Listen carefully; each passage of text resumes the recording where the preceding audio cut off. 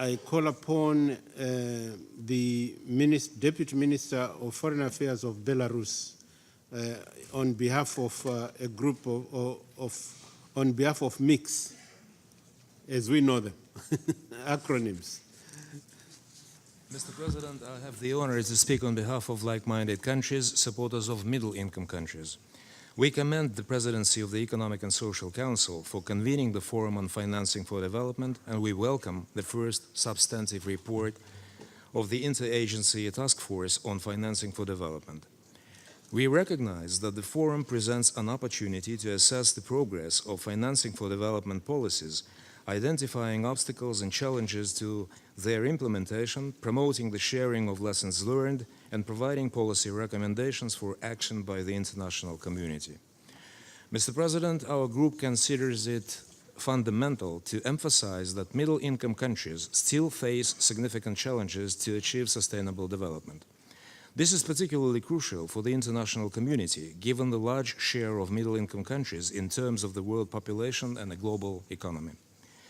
Furthermore, we believe that the concerns of middle-income countries should bring together all groups of developing countries, especially considering that as countries move from a low-income to a middle-income level, the assistance provided to them through the official development assistance framework is significantly reduced, limiting their ability to address their specific challenges.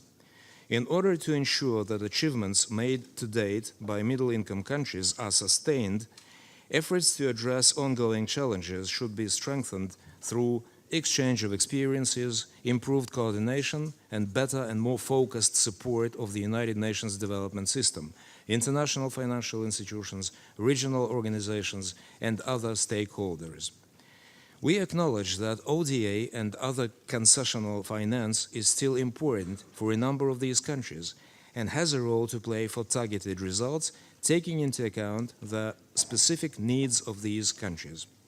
We note that with concern that access to concessional finance is reduced as incomes of the countries grow, and that countries may not be able to access sufficient affordable financing from other sources to meet their specific needs.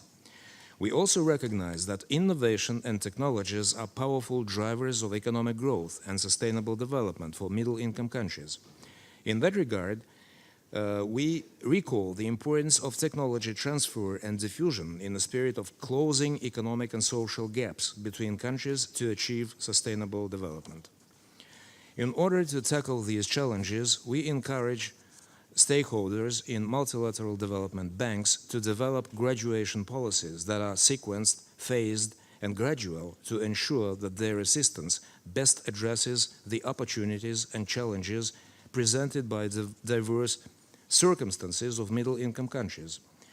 There is an urgent need for a more nuanced and transparent country classification going beyond per capita income criteria in order to recognize poverty in all of its forms and dimensions, and incorporating a range of indicators such as Human Development Index, the progress made in meeting the MDGs or the successor targets, levels of inequality in terms of both income and non-monetary benefits, including access to social services, and the degree of diversification and skill intensity of the economy.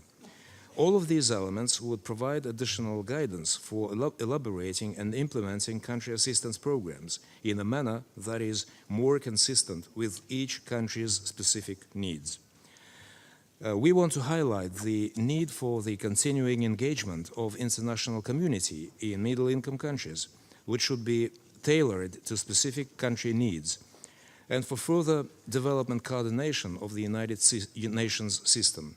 We also recognize the need to devise methodologies to better account for complex and diverse realities of these countries. Mr. President, we welcome the statement of the President of the General Assembly, His Excellency Mr. Peter Thompson, on the ministerial meeting of like-minded countries, supporters of middle-income countries, of 23rd September 2016, in which he recognized the limitations of the current approach and the need to better understand these challenges so that the UN system can provide more efficient, effective, better focused, and better coordinated support to strengthen the efforts of middle-income countries. The group urges the United Nations to work on a comprehensive UN system-wide and long-term strategy aimed at facilitating sustainable development cooperation and coordinated support towards MICS. We conclude by stressing that achieving the Sustainable Development Goals in their 3 dimensions will be impossible unless economic and social problems of middle-income countries are addressed, and their active engagement is enlisted at both national and international levels. Through its universal mandate, the United Nations system is uniquely placed to provide direct assistance and to act as a mediator in inter-country cooperation process. I thank you, Mr. President. I thank Minister Rybakov of Belarus on behalf of middle-income countries.